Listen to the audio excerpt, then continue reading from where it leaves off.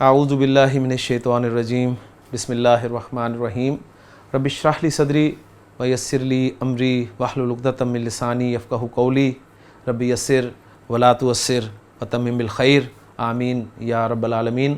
دروس اللغۃ العربیہ لغیر ناطقین بہا بک 3 کا 26واں سبق ہم نے شروع کیا، اور پچھلے لیکچر میں ہم نے تمارین جو ہیں وہ سٹارٹ کر لی تھی، اور تمارین میں ہمیں ڈاکٹر عبدالرحیم صاحب نے رباعی ابواب کے بارے میں بتا دیا۔ رباعی افعال وہ افعال ہوتے ہیں جن میں حروف اصلیہ کی تعداد 4 ہوتی ہے، اور اس کے آپ کہہ لیں کہ 2 قسمیں ہیں، ایک رباعی مجرد اور ایک رباعی مزید۔ رباعی مجرد کا ایک ہی باب ہے، فعلل یفعلل فعللۃ، اور رباعی مزید کے 3 ابواب ہیں، جن میں پہلا باب جو ہے وہ تفعلل یتفعلل، اور دوسرا افعلل یفعلل، اور تیسرا افعنلل یفعنلل۔ پھر ان کی کچھ پریکٹس بھی انہوں نے کروا دی تھی، اور بتا دیا گیا کہ یہ تیسرا باب جو ہے مزید میں یہ بہت کم استعمال ہوتا ہے۔ تو آج ہم چوتھی تمرین سے سٹارٹ کرتے ہیں جی۔ چوتھی تمرین ہے ہماری عین الافعال رباعیۃ فیما یاتی واذکر باب کل واحد منہا۔ اب مجھے ترجمہ کرنے کی بھی میں سمجھتا ہوں ضرورت نہیں ہے، ماشاءاللہ اتنی دفعہ یہ عبارت آئی ہے کہ اب آپ کو یہ ویسے ہی حفظ ہو جانی چاہیے۔ پہلا جملہ ہے جی، دخل الطفل مکتبی، بچہ میرے آفس میں داخل ہوا، وباثر الکتب والاوراق، اور اس نے کتابیں اور صفحات الٹ پلٹ کر دیے۔ دخل الطفل مکتبی، بچہ میرے آفس میں داخل ہوا، وباثرا، تو باثرا جو ہے یہ رباعی مجرد آ گیا، ٹھیک ہو گیا جی، اور فعل ماضی کا صیغہ ہے، اور اس نے الٹ پلٹ دیا کتابوں کو اور اوراق کو۔ دوسرا جملہ ہے دغدغت، دغدغا یدغدغ، دغدغت الطفل، دغدغا کے معنی ہوتے ہیں جی گدگدی کرنا۔ دغدغت الطفل، میں نے بچے کو گدگدی کی، فضحک، تو وہ ہنس پڑا۔ کلیئر ہو گیا جی؟ تو یہ ماضی کا صیغہ ہے، واحد متکلم کا صیغہ۔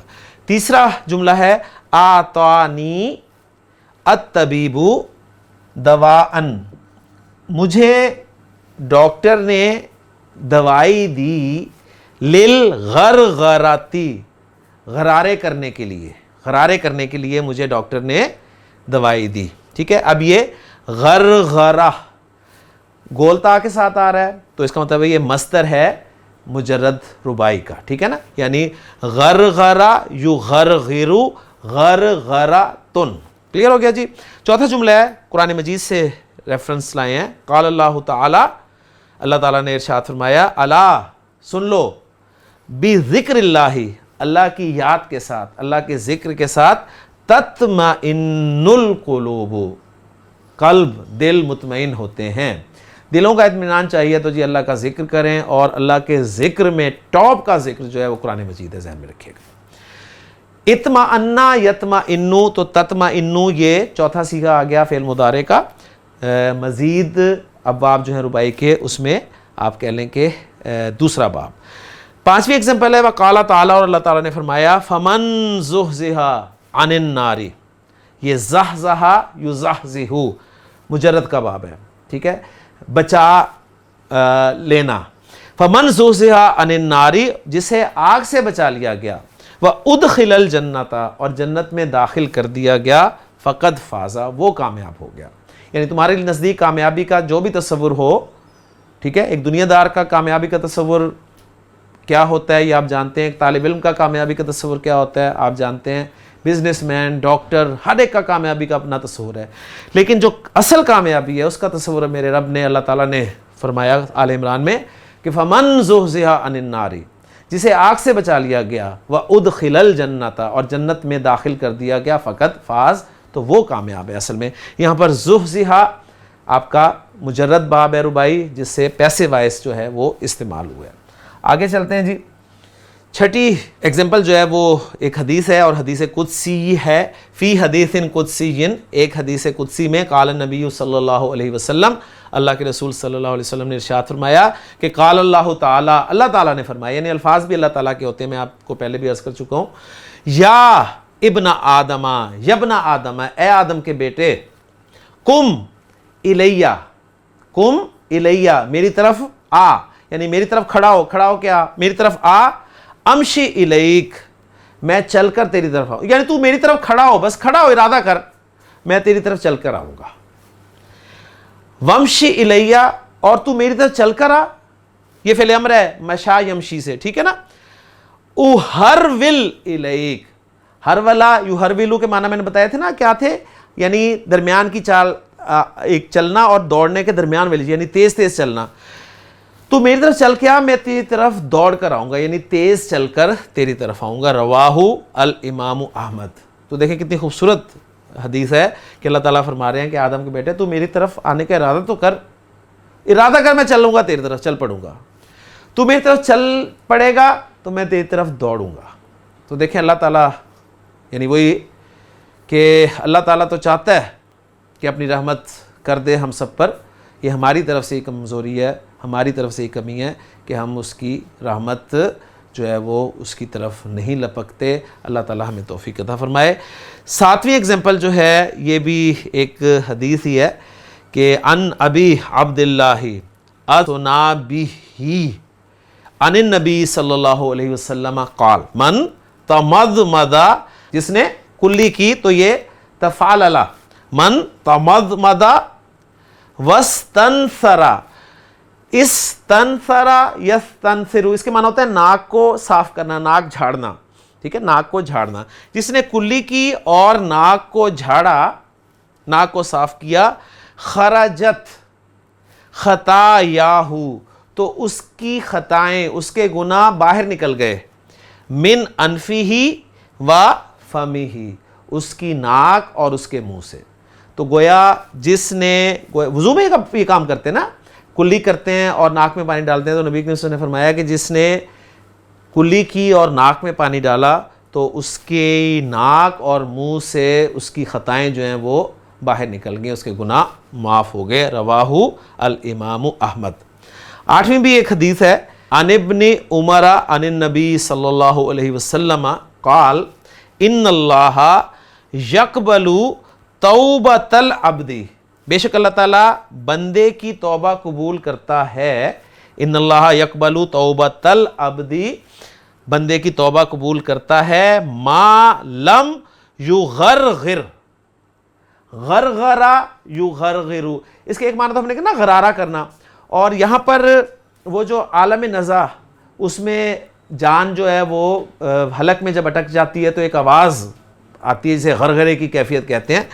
तो आप सल्लल्लाहु फरमा रहे हैं कि अल्लाह ताला उस वक्त तक, यहाँ पर माँ जो है ये ज़रफ़िया है, उस वक्त तक अल्लाह ताला की तौबा कबूल करता है जब तक लम युगरगिर, रूह उसके हलक में ना अटक जाए, उससे पहले पहले अल्लाह ताला बंदे की तौबा कबूल कर लेता है, ठीक है। लेकिन जहन में ये रखिएगा बात, यहाँ अल्लाह ताला की रहमत का पता चल रहा है कि अल्लाह ताला कितना रहीम है।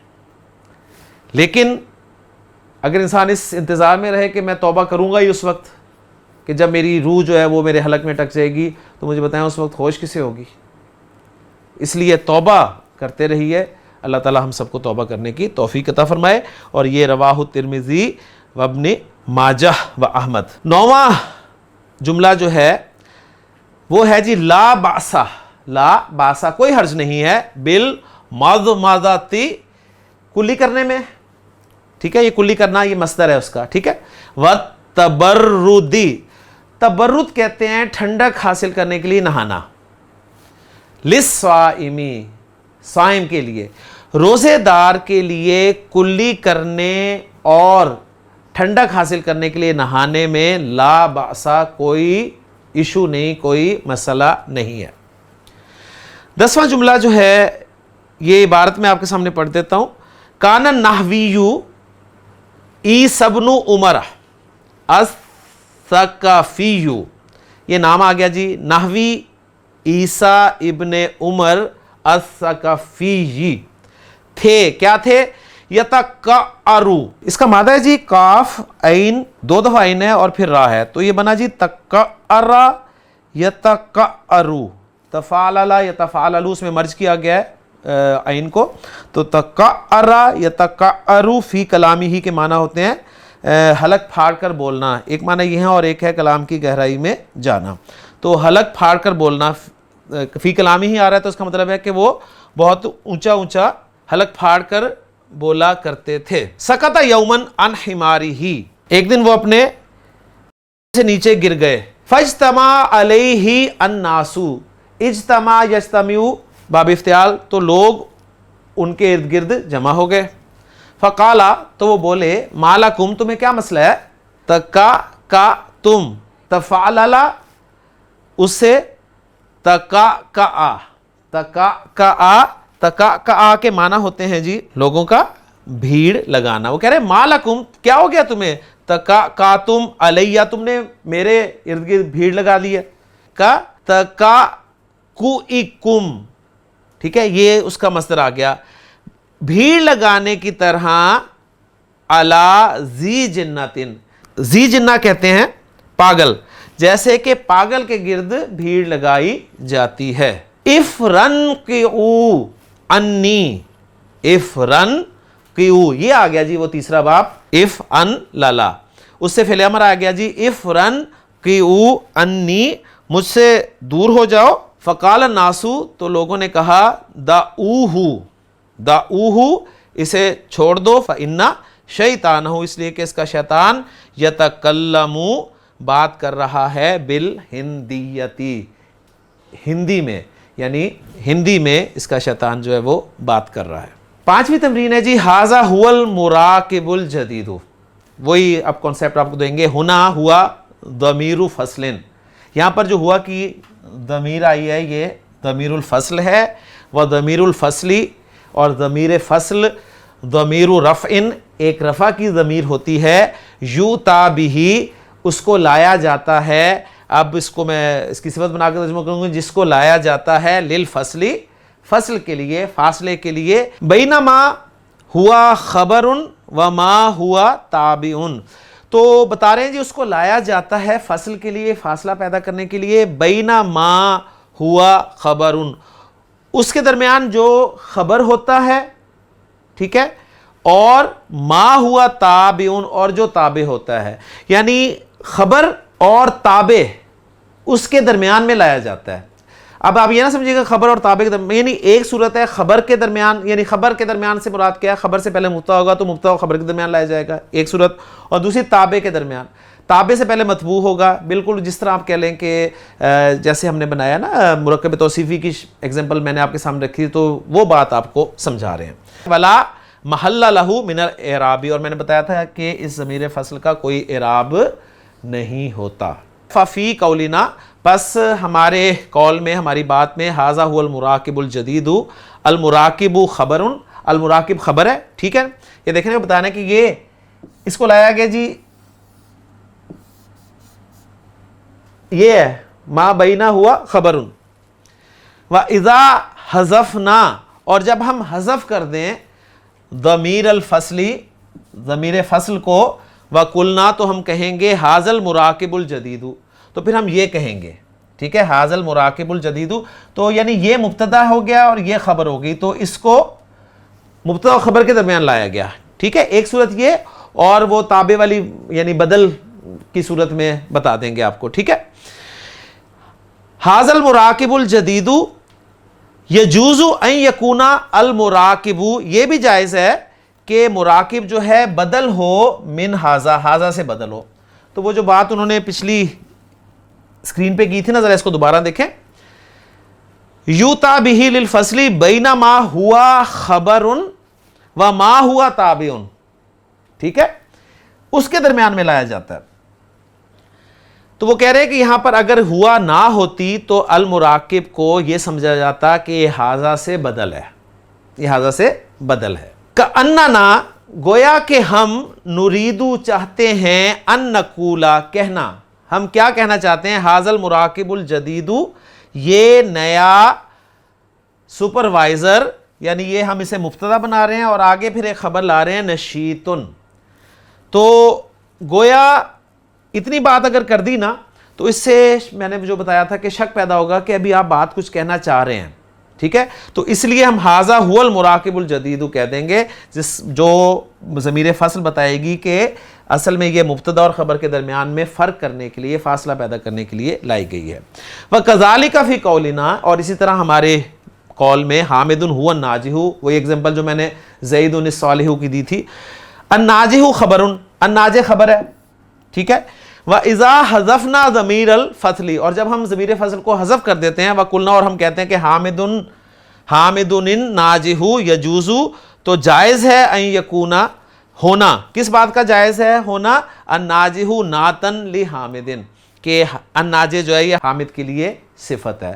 تو وہی انہوں نے بتایا ہے کہ جی اس کو کیوں لایا جاتا ہے, یہ جو کنفیوژن پیدا ہوتی ہے بدل کی, خبر اور بدل میں جو کنفیوژن پیدا ہو رہی ہے, بدل اس لیے کہہ رہے ہیں نا, ہم نے مرکب شعری میں وہ بدل والی ترکیب نہیں کی تھی, یہ چونکہ ھذا اور جو ال والا اسم ہوتا ہے مشار الیہ, اس کو یہ مبدل منہ اور بدل کے ساتھ ٹریٹ کرتے ہیں, تو اس لیے یہ ٹرمینالوجی استعمال کر رہے ہیں, اس وجہ سے شاید آپ کو کنفیوژن ہو رہی ہو. باقی بات وہ یہ سمپل الفاظ میں اگر میں آپ کے سامنے سمری رکھوں تو یہ ہے کہ ضمیر فصل کو اس لیے لایا جاتا ہے تاکہ یہ مبتدا اور خبر کے درمیان فاصلہ پیدا کر دے, فرق پیدا کر دے. کس چیز سے فرق پیدا کر دے, موصوف صفت سے یا اشارہ مشار الیہ سے, ٹھیک ہو گیا. یعنی ہماری زبان میں ہم اس کو ایسے سمجھ سکتے ہیں. آگے چلتے ہیں جی. اب وہ کہہ رہے ہیں الیک امثلۃ اخری, آپ کے لیے اور کچھ مثالیں ہیں لضمیر الفصل, ضمیر فصل کی. اولئک هم المفلحون, تو دیکھیں اگر اس ہم کو حذف کر دیں تو اولئک المفلحون, سننے والا یہ سمجھ سکتا ہے کہ شاید آپ کہنا چاہ رہے ہیں کہ وہ فلاح پانے والے, آگے کوئی خبر آ رہی ہے, لیکن ایسا نہیں ہے. تو یہ اولئک مبتدا ہے اور المفلحون خبر ہے. دوسرا ان شانیک هو الابتر, تو اگر یہ ہوا نہ ہوتا تو یہ ہوتا کہ ان شانیک الابتر, بے شک آپ کا جو دم کٹا دشمن ہے اس کے بارے میں شاید کوئی آپ خبر دے جائے, تو یہ نعت کے طور پہ جیسے آ رہا ہے.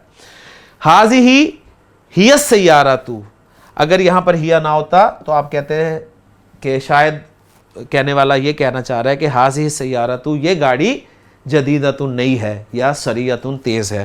تو پاسبلٹی پھر یہ بن سکتی ہے, تو اس کنفیوژن سے بچنے کے لیے ضمیر فصل کو لایا جاتا ہے. آگے چلتے ہیں جی.